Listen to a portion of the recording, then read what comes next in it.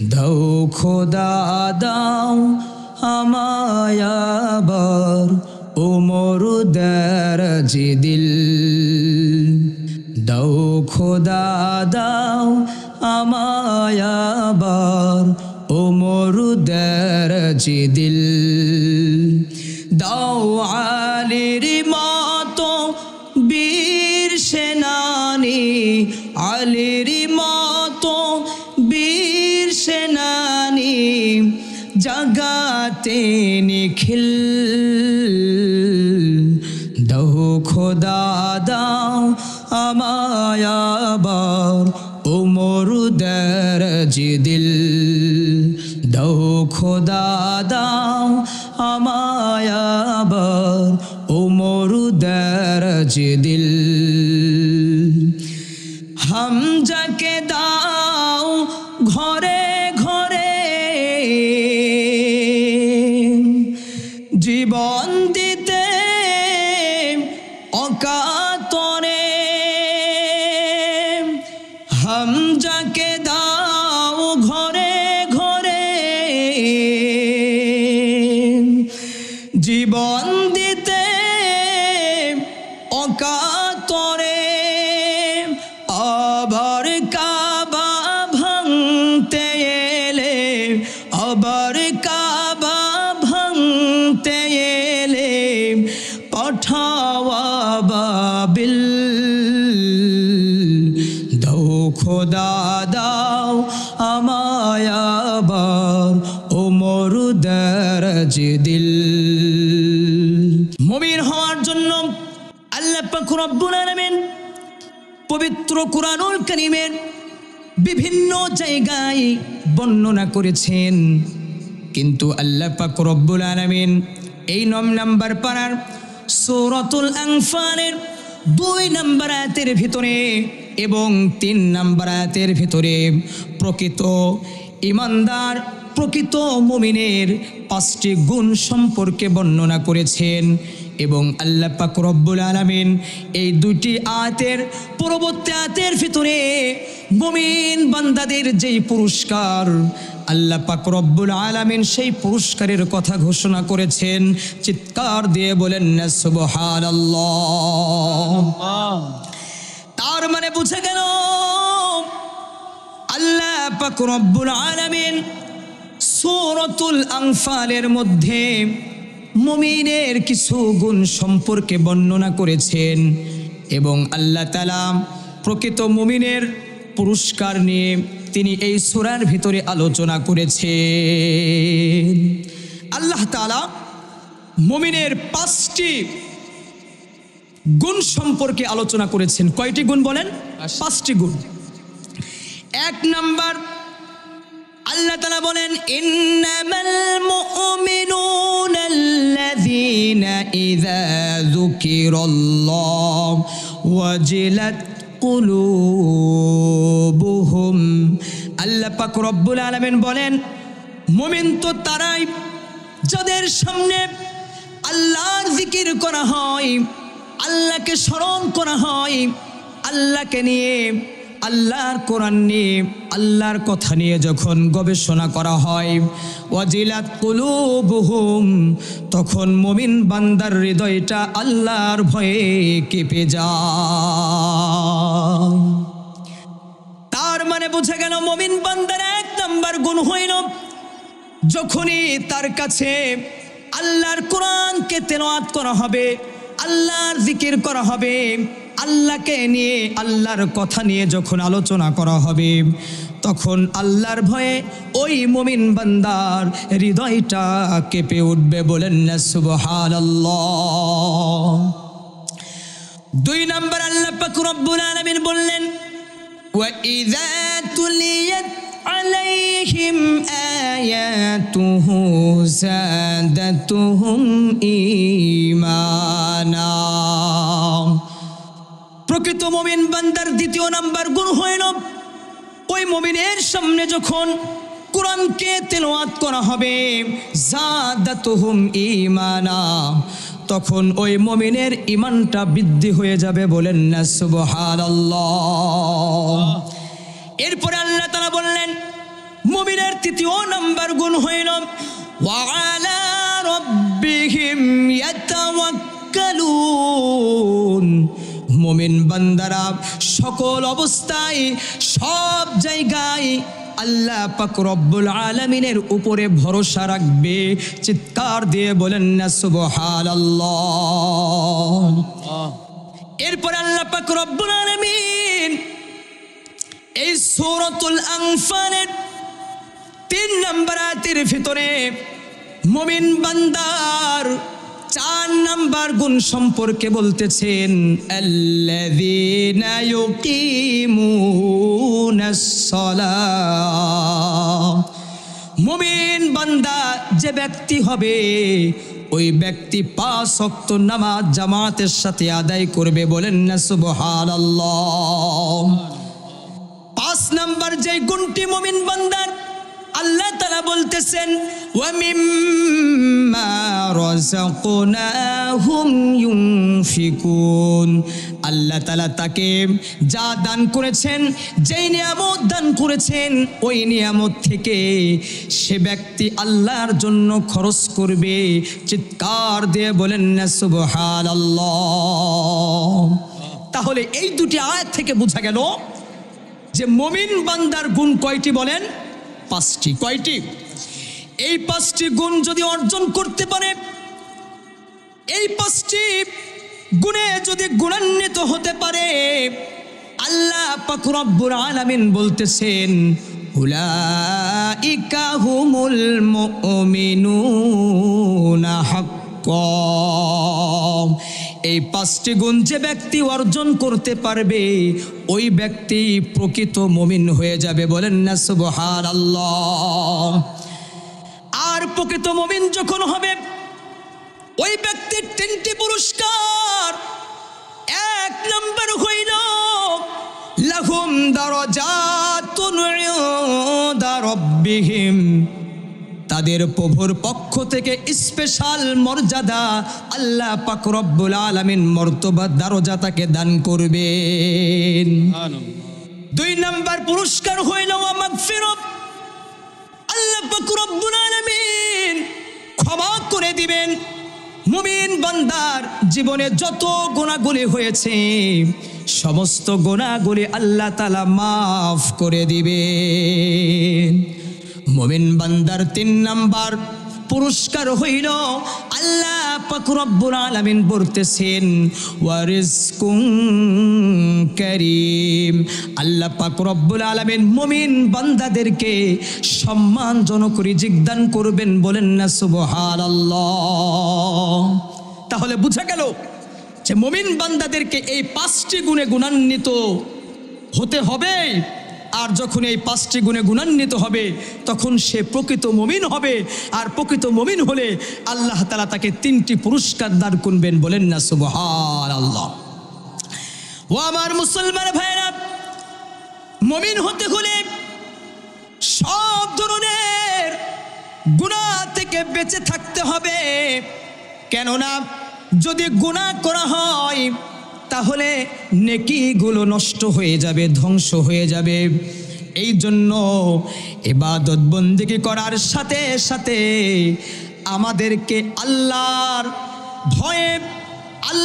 ভয়ে আল্লাহর জন্য সব ধরনের গুনাহ থেকে নিজেকে বিরত রাখতে হবে।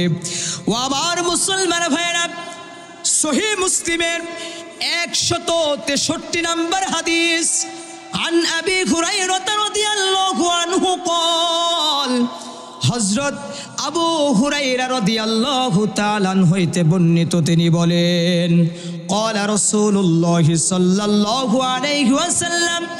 রাসূল করিম সাল্লাল্লাহু আলাইহি ওয়াসাল্লাম বলেছেন ইজতানিবুস সাবআল মুবিকাত। ও আমার উম্মতেরা, তোমরা 7টি ধ্বংসকারী কাজ থেকে নিজেকে বিরত রাখো। সুবহানাল্লাহ বলেন। 7টি ধ্বংসকারী কাজ কি কি? ইলা ইয়া রাসূলুল্লাহ মা কুন্না।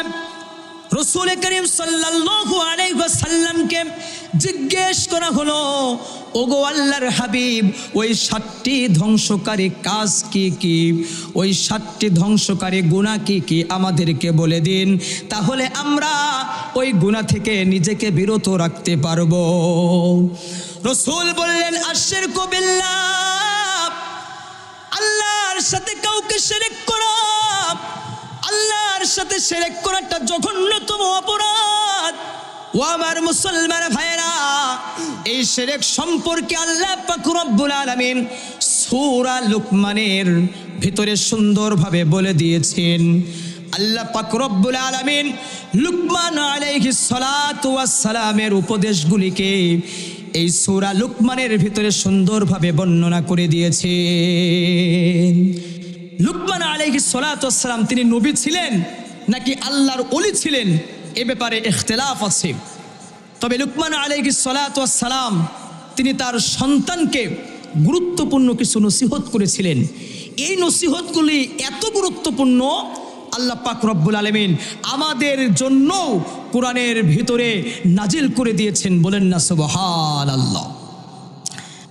এই জন্য আল্লাহ পাক রব্বুল আলামিন বলেন, وَإِذْ قَالَ لُقْمَانُ لِابْنِهِ وَهُوَ يَعِظُهُ يَا بُنَيَّ لَا تُشْرِكْ بِاللَّهِ। আল্লাহ পাক রব্বুল আলামিন বললেন, وَإِذْ قَالَ لُقْمَانُ, স্মরণ করো এই সময়ের কথা যখন লুকমান আলাইহিস সালাতু ওয়াস সালাম লিইবনিহি, তার সন্তানকে বললেন। ইয ক্বালা লুকমানু লিবনিহি, তার সন্তানকে বললেন, ইয়া বুনাইয়া লা তুশরিক বিল্লাহ, হে আমার সন্তান, তুমি আল্লাহর সাথে কাউকে শিরক করো না। এর কারণ কি? এর কারণ কি? আল্লাহ তাআলা বললেন, ইন্নাশ শিরকা লাযুলমুন আযীম। লুকমান আলাইহিস সালাতু ওয়াস সালাম তার সন্তানকে বললেন, ওই কথাটি আল্লাহ তাআলা আমাদেরকে বলতেছেন। লুকমান আলাইহিস সালাতু ওয়াস সালাম তার সন্তানকে বললেন, ইন্নাশ শিরকা লাযুলমুন আযীম, নিশ্চয় শিরকটা মহাপাপ, অনেক বড় অপরাধ। সুতরাং এই গুনাহ থেকে আমাদেরকে বেঁচে থাকতে হবে। আল্লাহ পাক রব্বুল আলামিন এই শিরকের গুনাহ থেকে আমাদেরকে বেঁচে থাকার জন্য বলেছেন। রাসূল করিম সাল্লাল্লাহু আলাইহি ওয়াসাল্লাম শিরক থেকে আমাদের নিজেদেরকে বিরত থাকার জন্য বলেছেন। শুধু তাই নয়, একজন ব্যক্তি যদি আল্লাহর সাথে সাক্ষাৎ করতে চায়, একজন ব্যক্তি যদি আল্লাহর সাথে দেখা করতে চায়, তাহলে তাকে বিশেষ করে 4টি কাজ করতে হবে। কয়টি কাজ বলেন? 4টি কাজ। 2টি কাজ আল্লাহ পাক রব্বুল আলামিন সূরাতুল কাহফের শেষ আয়াতের ভিতরে বলেছেন, ফামান কানা ইয়ারজু লিকা রাব্বিহি فليعمل عملا صالحا ولا يشرك بعبادة ربه أحدا। আল্লাহর সাথে সাক্ষাৎ করতে যদি কেউ চায়, তাকেও শিরকের গুনাহ থেকে বেঁচে থাকতে হবে। কারণ আল্লাহ পাক রব্বুল আলামিন সূরাতুল কাহফের শেষ আয়াতের ভিতরে বলছেন, ফামান কানা ইয়ারজু লিকা রাব্বি, কেউ যদি তার প্রভুর সাথে সাক্ষাৎ করতে চায়, তাহলে তার প্রথম নাম্বার করণীয় হলো ফালিয়ামাল আমালান সালিহা, ওই ব্যক্তিকে ভালো কাজ করতে হবে, সওয়াবের কাজ করতে হবে। ওয়ালা ইউশরিক বিইবাদাতি রাব্বিহি আহাদা, এবং 2 নাম্বার কাজ হইল আল্লাহর সাথে কাউকে শিরক করা যাবে না।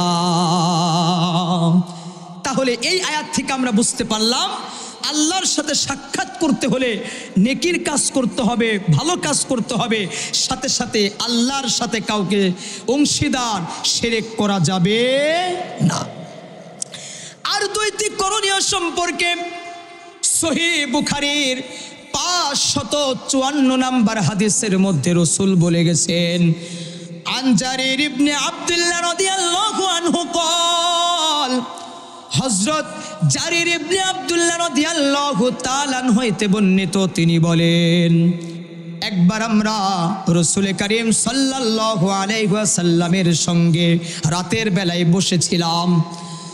রাসূল করিম সাল্লাল্লাহু আলাইহি ওয়াসাল্লাম রাতের বেলায় পূর্ণিমার চাঁদের দিকে তাকিয়ে পূর্ণিমার চাঁদ দেখার পরে আমাদেরকে বললেন, ও আমার সাহাবীরা, তোমরা পূর্ণিমার চাঁদকে যেভাবে দেখতে পাচ্ছ, অচিরেই তোমরা আল্লাহকে ওইভাবে দেখতে পাবে। বলেন না সুবহানাল্লাহ। আল্লাহকে দেখতে পাবে, যেই মহান আল্লাহ তাআলা আসমান জমিন, চন্দ্র সূর্য নক্ষত্র গাছপালা নদনালা খালবিল পাহাড় পর্বত সব কিছু সৃষ্টি করেছেন। আমরা দু চোখে যা দেখি আর আল্লাহ ছাড়া না দেখি, সব কিছুই তিনি সৃষ্টি করেছেন। তিনি হলেন খালেক। ও আমার মুসলমান ভাইরা, আমরা সেই খালেক সৃষ্টিকর্তা আল্লাহকে দেখতে পাবো। বলেন না সুবহানাল্লাহ। আল্লাহ তাআলাকে দেখতে পাওয়ার জন্য রাসূল পরবর্তীতে বললেন, ও আমার সাহাবীরা, সূর্য উদিত হওয়ার পূর্বের নামাজ এবং সূর্য ডুবে যাওয়ার পূর্বের নামাজ, সূর্য উদিত হওয়ার পূর্বের নামাজ হইল ফজরের নামাজ, আর সূর্য ডুবে যাওয়ার পূর্বের নামাজ হইল আসরের নামাজ। রাসূল বলেছেন, আল্লাহকে দেখার জন্য যদি এই দুই ওয়াক্তের নামাজও যদি তোমাদেরকে পড়া লাগে, তারপরেও তোমরা পড়বে। চিৎকার দিয়ে বলেন না সুবহানাল্লাহ। তার মানে কি আর 3 ওয়াক্তের নামাজ পড়তে হবে না? অবশ্যই হবে। 3 ওয়াক্ত নামাজ তো পড়তেই হবে। সাথে ফজর এবং আসরের কথা রাসূল স্পেশালি এই হাদিসের মধ্যে বর্ণনা করেছেন। বলেন না সুবহানাল্লাহ। তাহলে আমার মুসলমান ভাইরা, রাসূল যেই 7টি ধ্বংসকারী কাজ থেকে, গুনাহ থেকে আমাদেরকে বিরত থাকার জন্য বলেছেন, তার মধ্যে 1 নাম্বার হইল আশিরকু বিল্লাহ, আল্লাহর সাথে শিরক করা যাবে না। 2 নাম্বার ওয়াস সিহর, জাদু করা, জাদু করে মানুষের ক্ষতি করা যাবে না। ও আমার মুসলমান ভাইরা, কেননা আল্লাহ পাক রব্বুল আলামিন বলেছেন, ওয়ালা ইউফলিহুস সাহিরু হাইসু আতা, জাদুকরেরা যা কিছু করে তা তাদেরকে কোনো প্রকার উপকার করবে না।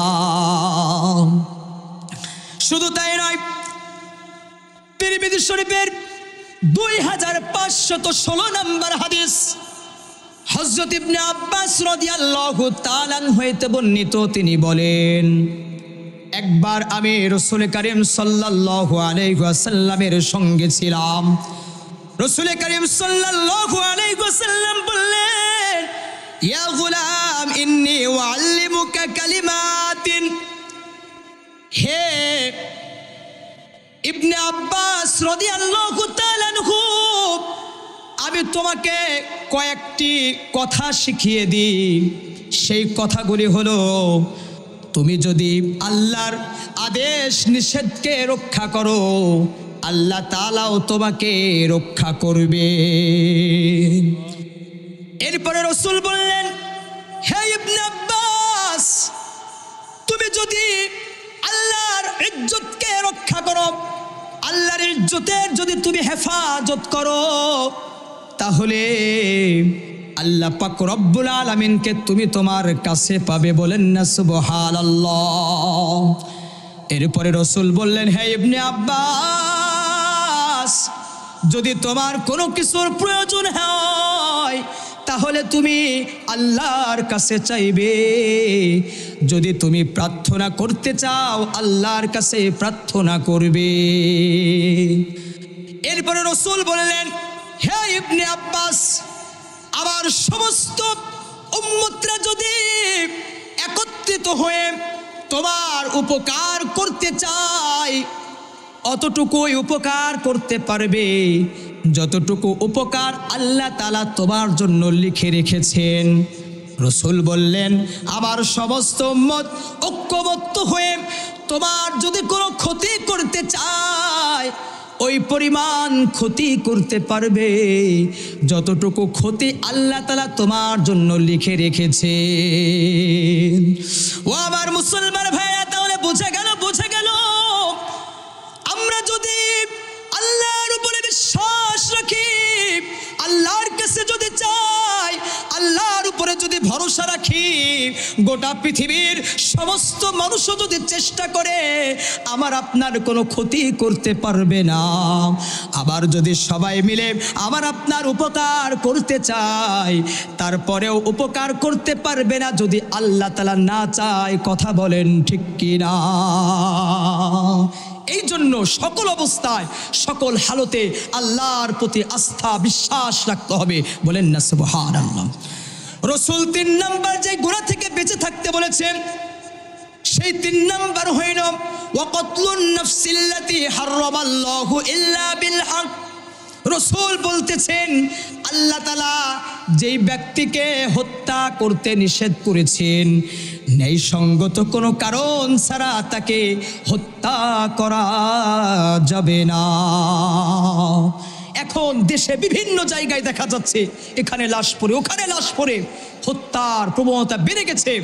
রাসূল বলেছেন কিয়ামতের আগে হারজ বৃদ্ধি পাবে। সাহাবায়ে কেরামরা জিজ্ঞেস করলেন, ওগো আল্লাহর হাবিব, হারজটা কি? রাসূল করিম সাল্লাল্লাহু আলাইহি ওয়াসাল্লাম বললেন, হারজটা হলো হত্যা। কিয়ামতের পূর্বে হত্যাটা বেড়ে যাবে। সম্মানিত উপস্থিতি, দুঃখের বিষয় আমাদের মাঝে কিন্তু এই হত্যার প্রবণতা বৃদ্ধি পাচ্ছে দিন দিন। কথা বলেন ঠিক কিনা? সুতরাং আমাদের সাবধান হতে হবে। 4 নম্বরে যে গুনাহের ব্যাপারে রাসূল নিষেধ করেছেন, সেটি হলো ওয়া আকলু মালিল ইয়াতীম। এতিমের সম্পদ ভক্ষণ করা যাবে না। এতিমের সম্পদ ভক্ষণ করা সম্পর্কে রাসূল নিষেধ করেছেন। কোনো ব্যক্তি যদি এতিমের সম্পদ ভক্ষণ করে, তাহলে সে ব্যক্তি গুরুতর অপরাধ করল। এ ব্যাপারে আল্লাহ পাক রব্বুল আলামিন কুরআনের ভিতরে বলেছেন, ইন্নাল্লাযীনা ইয়াকুলুনা আমওয়ালাল ইয়াতামা যুলমান ইন্নামা ইয়াকুলুনা ফি বুতুনিহিম নারা ওয়া সায়াসলাউনা সাঈরা। আল্লাহ তাআলা বলতেছেন, ইন্নাল্লাযীনা ইয়াকুলুনা আমওয়ালাল ইয়াতামা যুলমান, নিশ্চয় যে ব্যক্তি জুলুম করে কোনো এতিমের সম্পদকে ভক্ষণ করবে, ওই ব্যক্তি তো এতিমের সম্পদ ভক্ষণ করল না, ইন্নামা ইয়াকুলুনা ফি বুতুনিহিম নারা, বরং সেই ব্যক্তিটা জাহান্নামের আগুনকে পেটের ভিতরে ঢুকিয়ে নিল। ওয়া সায়াসলাউনা সাঈরা, এবং তার ঠিকানা হবে জাহান্নাম। সুতরাং আমার মুসলমান ভাইরা, এতিমের সম্পদকে কখনোই অন্যায়ভাবে ভক্ষণ করা যাবে না। এই এতিমের সম্পদ ভক্ষণ করা থেকে আমাদেরকে বিরত থাকতে হবে। 5 নাম্বার যে গুনাহের কাজটির ব্যাপারে রাসূল বলেছেন ওয়া আকলুর রিবা, সুদ খাওয়া। সুদের প্রবণতা আস্তে আস্তে বৃদ্ধি পাচ্ছে আমার মুসলমান ভাইরা। সুদ হারাম কাজ, সুতরাং সুদ থেকে নিজেকে বিরত থাকতে হবে। সুদ খাওয়া যাবে না। সুদ একটি মহামারাত্মক গুনাহের কাজ। রাসূলও নিষেধ করেছেন, আল্লাহও বলতেছেন, আল্লাযীনা ইয়াকুলুনার রিবা লা ইয়াকুমুনা ইল্লা কামা ইয়াকুমুল্লাযী ইয়াতাখাব্বাতুহুশ শাইতানু মিনাল মাস। যারা সুদ খাইবে, ওই ব্যক্তি কাল কিয়ামতের দিবসে এমন ভাবে উঠবে, মনে হবে শয়তান তাকে ইয়াতাখাব্বাতুহুশ শাইতানু মিনাল মাস, শয়তান তাকে স্পর্শ করেছে। এর কারণ ক্বালু ইন্নামাল বাইউ মিসলুর রিবা, এর কারণ হইল যারা সুদ খায় তারা বলে ব্যবসাটা সুদের মতোই। বলেন না নাউযুবিল্লাহ। ব্যবসার সুদ কখনো এক হতে পারে না। ব্যবসা তো হালাল। আল্লাহ বলেছেন আহাল্লাল্লাহুল বাইআ, আমি আল্লাহ তাআলা ব্যবসাকে করেছি হালাল, ও হাররামা রিবা, এবং সুদকে করেছি হারাম। সুতরাং সম্মানিত উপস্থিতি, আমাদের সুদ থেকে দূরে থাকতে হবে। রাসূল এই গুনাহ থেকে নিজেকে বিরত থাকার জন্য বলেছেন। ও আমার মুসলমান ভাইরা, 6 নাম্বার যে গুনাহ থেকে রাসূল আমাদেরকে বিরত থাকার কথা বলেছেন, 6 নাম্বার হইল ওয়াতাওয়াল্লি ইয়াউমাজ যাহফি, যুদ্ধের ময়দান থেকে পালিয়ে যাওয়া। যুদ্ধের ময়দান থেকে পালিয়ে যাওয়া এটা একটি গুরুত্বপূর্ণ একটি অপরাধ, গুনাহ। সুতরাং যুদ্ধের ময়দান থেকে পালিয়ে যাওয়া যাবে না। রাসূলের প্রখ্যাত সাহাবী কাব ইবনে মালিক রাদিয়াল্লাহু তাআলা আনহু, মুরারা ইবনে রাবিয়া রাদিয়াল্লাহু তাআলা আনহু এবং হিলাল ইবনে উমাইয়া রাদিয়াল্লাহু তাআলা আনহু, এই 3 জন সাহাবী তাবুক যুদ্ধ থেকে পলায়ন করেছিল, যার কারণে রাসূল তাদের সাথে দীর্ঘদিন কথা বলেছিল না। সুতরাং সম্মানিত উপস্থিতি, যুদ্ধের ময়দান থেকে কোনোভাবে পালিয়ে যাওয়া যাবে না। 7 নাম্বার যে গুনাহ থেকে রাসূল আমাদেরকে বিরত থাকতে বলেছেন, ধ্বংসকারী কাজ থেকে আমাদেরকে বিরত থাকতে বলেছেন। এই ধ্বংসকারী কাজের মধ্যে শেষ নাম্বার যেই কাজ, যেই গুনাহ, সেটা হইল আল্লাহর রাসূল বলেন ওয়াকালফুল মুহসানাতিল গাফিলাতিল মুমিনাত, নেককারিনী সতী সাধ্বী নারী, ভালো নারীর উপরে যদি কোনো ব্যক্তি অপবাদ দেয়, ও আমার মুসলমান ভাইরা, তাহলে তাকে শাস্তির সম্মুখীন হতে হবে, আল্লাহর কাছে জবাব দিতে হবে। এটা একটি গর্হিত অন্যায় কাজ। সুতরাং এই গুনাহে থেকে আমাদেরকে বিরত থাকতে হবে। সর্বশেষ আমি 2টি হাদিস বলে ইনশাআল্লাহ আপনাদের বাস থেকে বিদায় নিতে চাই। রাসূল করিম সাল্লাল্লাহু আলাইহি ওয়াসাল্লাম সহিহ মুসলিমের 78 নাম্বার হাদিসের মধ্যে আমাদেরকে 3টি আমলের কথা বলে গেছেন। কয়টি আমল বলেন? জোরে বলেন কয়টি? 3টি আমলের কথা বলে গেছেন। আন আবি হুরায়রা রাদিয়াল্লাহু আনহু قال قال رسول الله صلى الله عليه وسلم, হযরত আবু হুরায়রা রাদিয়াল্লাহু তাআলা হইতে বর্ণিত, তিনি বলেন রাসূল করিম সাল্লাল্লাহু আলাইহি ওয়াসাল্লাম বলেছেন, মান কানা ইউমিনু বিল্লাহি ওয়াল ইয়াউমিল আখির, যে ব্যক্তি আল্লাহর প্রতি এবং আখিরাতের প্রতি বিশ্বাস রাখে, ফালা ইউযি জারহু, সে যেন তার প্রতিবেশীকে কষ্ট না দেয়। যে ব্যক্তি আল্লাহর প্রতি এবং আখিরাতের প্রতি বিশ্বাস রাখে, সে যেন তার প্রতিবেশীকে কষ্ট না দেয়। 2 নাম্বার রাসূল বললেন মান কানা ইউমিনু বিল্লাহি ওয়াল ইয়াউমিল আখির, যে ব্যক্তি আল্লাহর প্রতি এবং আখিরাতের প্রতি বিশ্বাস রাখে, ফালিয়ুকরিম দয়ফা, সে যেন মেহমানকে আপ্যায়ন করে, বলেন না সুবহানাল্লাহ। সে যেন মেহমানকে আপ্যায়ন করে। আমাদের বাড়িতে যখন মেহমান আসে আমরা তো বিরক্ত হই, কিন্তু না না, মেহমানটা আল্লাহর পক্ষ থেকে। রাসূল বলেছেন যে ব্যক্তি আল্লাহর প্রতি এবং আখিরাতের প্রতি বিশ্বাস রাখে, সে যেন তার মেহমানকে যথার্থ আপ্যায়ন করে, বলেন না সুবহানাল্লাহ। 3 নম্বর আমলের কথা রাসূল বলেছেন মান কানা ইউমিনু বিল্লাহি ওয়াল ইয়াউমিল আখির, যে ব্যক্তি আল্লাহ এবং আখিরাতের উপরে বিশ্বাস রাখে, ফালিয়াকুল খায়রান, সে যেন ভালো কথা বলে, লিয়াসকুত, আর যদি ভালো কথা না পায় তাহলে সে যেন চুপ থাকে। তারপরেও গুনাহের কথা, অন্যায় কথা যেন সে না বলে। চিৎকার দিয়ে বলেন না সুবহানাল্লাহ।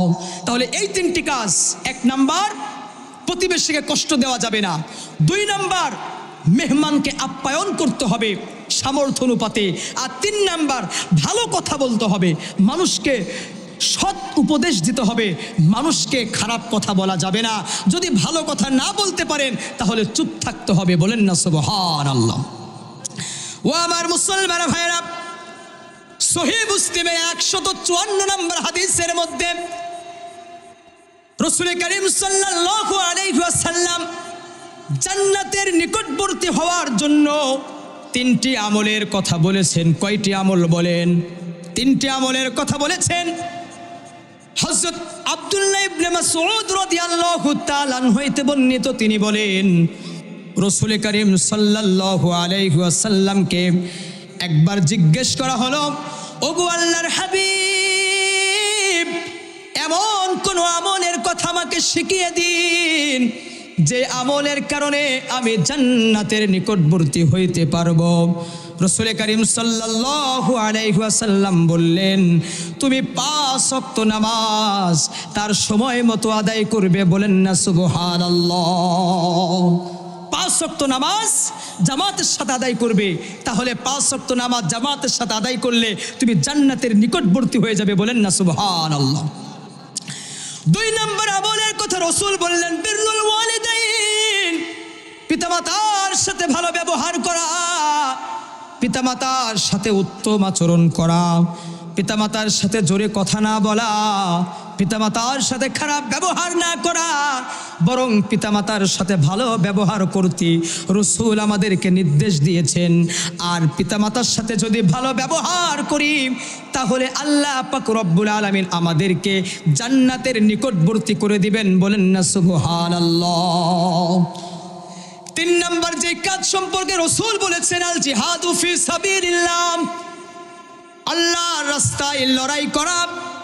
আল্লাহর রাস্তায় যদি আল্লাহর জন্য লড়াই করি, আল্লাহর জন্য, আল্লাহর সন্তুষ্টির জন্য যদি লড়াই করি, ও আমার মুসলমান ভাইরা, আল্লাহ পাক রব্বুল আলামিন আমাদেরকে জান্নাতের নিকটবর্তী বানিয়ে দিবেন।